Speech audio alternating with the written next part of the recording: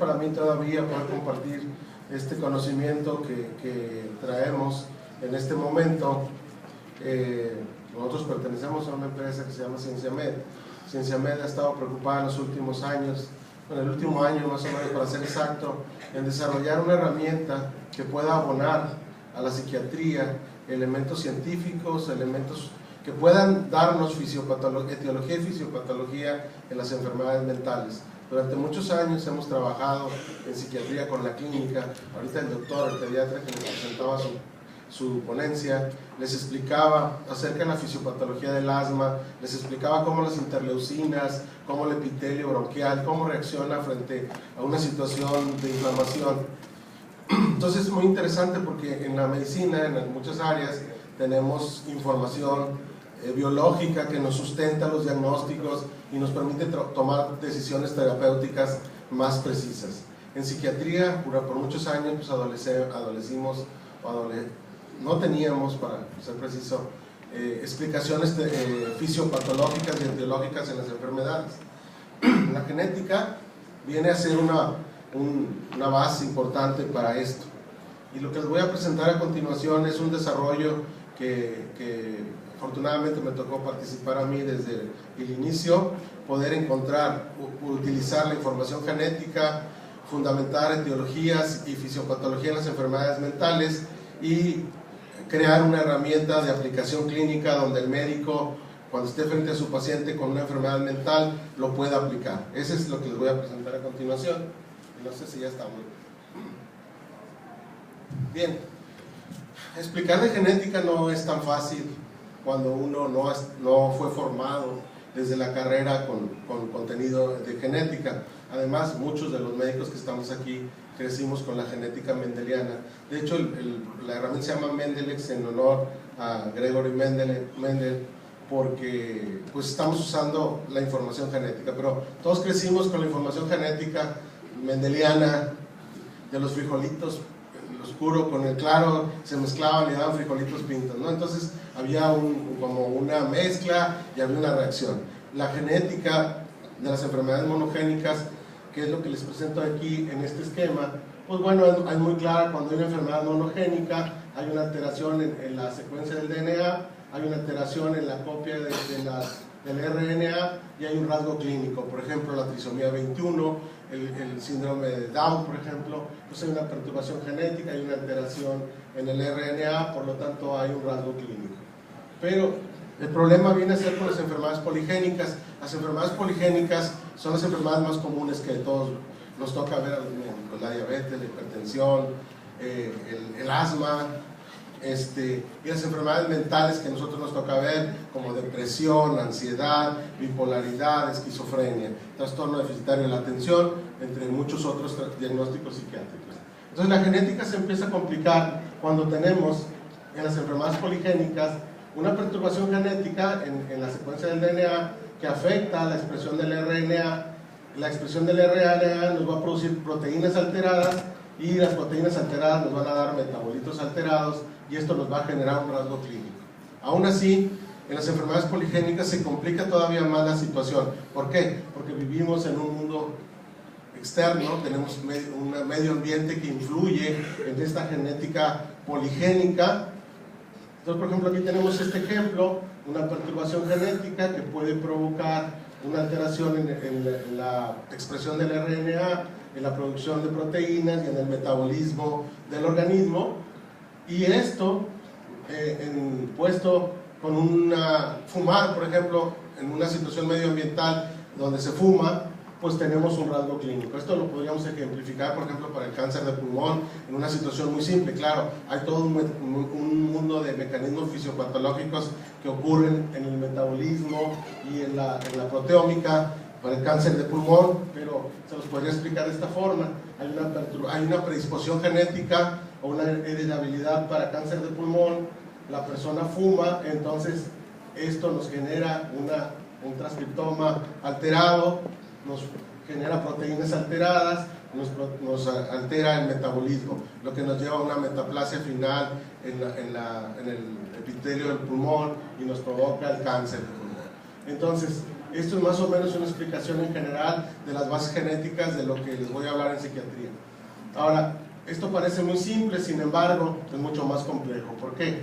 Porque un gen, estos son los espacios que tenemos multinivel, vamos a ponerle así, para poder explicar un rasgo clínico en psiquiatría o cualquier otra enfermedad poligénica.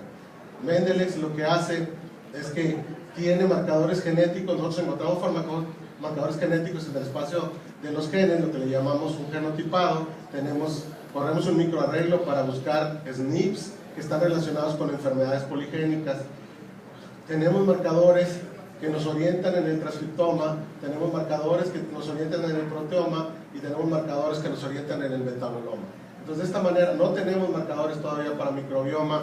Es un poquito, no está tan complejo integrarlos, porque si los hay, si los tenemos, la situación es poderlos fundamentar adecuadamente cómo se entrelazan para contribuir en la producción de las enfermedades mentales. Pero esto no es tan simple como que ir de aquí hasta acá y se produce una enfermedad. No, el genoma funciona distinto, el DNA funciona más complejo que esto. Finalmente el DNA, pues yo puedo decir que para mí es como explicar la complejidad de la vida, y es como se enrolla una cadena de DNA en 3 micras de una célula, del núcleo de una célula, y cómo se puede mover adentro de esas 3 micras con 1.5 metros de hebra de DNA. Pues ese es un secreto que solamente no podemos entender aún, pero ahí está ocurriendo la propia vida. Entonces, aquí, por ejemplo, un gen puede codificar para un transcriptoma 1, un gen 1 para un transcriptoma 1. El transcriptoma 1 codificar para una proteína 1, pero la proteína 1 no va a emerger hasta acá, sino se puede regresar la proteína 1 y estimular el gen 2, y este gen 2 provocar una transcriptoma 2, un proteoma 2, y hacer un complejo que puede volver a empezar otra vez la cadena hasta que emerja como un rasgo clínico. Es decir, hay interacción gen con gen, transcriptoma con proteoma, proteoma con gen. Entonces es una vía difícil de elucidar, pero cuando tenemos los marcadores en los diferentes niveles podemos elucidar este camino, y esas son las vías que nosotros podemos mapear a través de estudios de genética. Entonces, sintetizando lo que les acabo de poner aquí, pues un gen 1 puede interactuar con un gen 2, el gen 2 con el gen 4, no directamente el gen 3, pero el gen 3 y con gen 4, y para más complejidad todavía, el gen 4 puede interactuar con sí mismo y provocar una reacción, y el gen 4 puede regresarse al gen 2. Entonces, esa es la complejidad del DNA. Las bases genéticas, hay que partir de que somos... el genoma humano es la secuencia del DNA contenida en 23 pares de cromosomas en el núcleo de cada célula humana diploide. Tenemos 46 cromosomas en total, 23 de mamá, 23 de papá, y eso es lo que nos compone como al DNA. Los pares de bases están relacionados con citosina y guanina, siempre van juntos, el naranja con el verde y el morado con el azul, tiamina y adenina. Las secuencias siempre se repiten a lo largo del DNA, y estas son así se unen los pares de bases en el DNA. Tenemos 3.000 millones de pares de bases, y de esos 3.000 millones de pares de bases, el 2% del DNA corresponde a genes que codifican para proteínas. Este 2% de pares de bases son lo que nos hace diferente a todos nosotros. El 98% somos iguales. O sea, en el 98% de nuestros genes, todos los que estamos aquí, somos iguales. En el 2% es donde nos hacemos diferentes, donde la señorita puede tener los ojos verdes, el pelo rubio, es ser más baja que yo, estar más delgada que yo. Esas diferencias están en ese 2%. El DNA, les explicaba, son 1.5 metros de cadena de nucleótidos, se compacta y se almacena en el núcleo de cada uno de los trillones de células que forman el cuerpo humano. Este es lo que les platico, cómo se enrolla el DNA, cómo se va enrollando a través de un sistema de histonas, que ahorita les explico en qué consiste, hasta que se forman las cromátides de los cromosomas.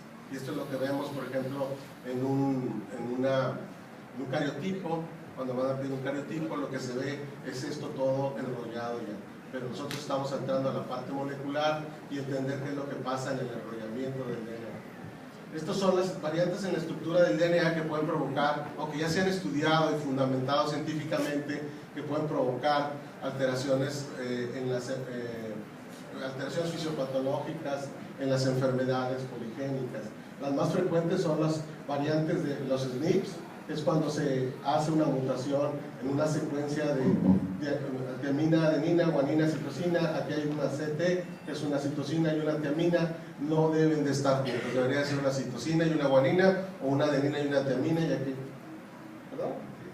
A ver, sí, y así ya me puedo mover mejor, lo más nervios estar ahí. Bueno, estos son los más estudiados. Nosotros estamos tratando de incorporar en el estudio de Mendeles las variantes de número de copias, porque estas variantes de número de copias, que son daños más grandes en las secuencias de DNA, pareciera ser que juegan un papel muy importante en la génesis de las enfermedades mentales y muchas otras enfermedades. El problema de la tecnología es que hoy día no alcanza todavía para poder medir estas variantes en el número de copias. Pero en eso estamos, hay alrededor de 46 variantes de número de copias que están relacionadas con psiquiatría y que seguramente las tendremos incorporadas en unos 2 meses. Y todas estas otras variantes en la secuenciación que también están relacionadas, pero no se han estudiado adecuadamente. Seguramente en los próximos 2 años tendremos mucha más información acerca de ello. Este es el sistema de histonas, que es lo que ayuda a que el DNA se enrolle y se desenrolle dentro del núcleo de la célula. Las histonas son como carretes, son proteínas, las proteínas que se unen y forman como un carrete y enrollan y desenrollan el DNA a base de reacciones químicas. Las colas de las histonas, que son estas, en terminales, tienen residuos de lisina que cuando se acetilan se abre el DNA. Está aquí cerrado, viene una acetilación, se pega un radical acetilo, se abre, se acetila, se abre el DNA, y el RNA polimerasa tipo 2 viene y copia la secuencia de los nucleótidos y de esa manera expresa para producir proteínas. Esta es la maquinaria que produce nuestras proteínas. Bien, en psiquiatría, durante muchos años, como les había comentado, hemos funcionado a través de la psiquiatría clínica, el método clínico, a través de convertir el discurso de un paciente que nos platica qué siente, qué piensa y cómo se comporta, y nosotros lo traducimos en signos, en síntomas, y luego generamos un síndrome y le damos una connotación de un trastorno. Pero no llegamos a enfermedad porque no conocemos su etiología y su fisiopatología. Entonces, durante muchos años hemos funcionado, hacemos un diagnóstico a lo largo del tiempo, tenemos una enfermedad grave, una severidad a lo largo del tiempo, hacemos un diagnóstico con la clínica, seleccionamos una droga, si no funciona, un medicamento, usamos otro, cambiamos, y si no funciona, cambiamos acá. Este modelo lo que hace es que alarga el tiempo de recuperación del paciente, la severidad la permitimos que se exprese a su máximo, y luego viene una caída, pero por el propio proceso natural de la enfermedad. Y entonces, este tipo de medicina es una medicina más reactiva. Durante años también hemos funcionado con el sistema de clasificación del DSM y el ICD-10. Los sistemas estos de clasificación, desde 1844 se crearon con la intención de mejorar la comunicación entre los profesionales de la salud mental que atendían pacientes internados en Estados Unidos y querían tener un mismo lenguaje para poder entenderse. Y después de la Segunda Guerra Mundial, pues evolucionó 4 ediciones más del DSM y pues, se ha tratado de mejorar este sistema de clasificación.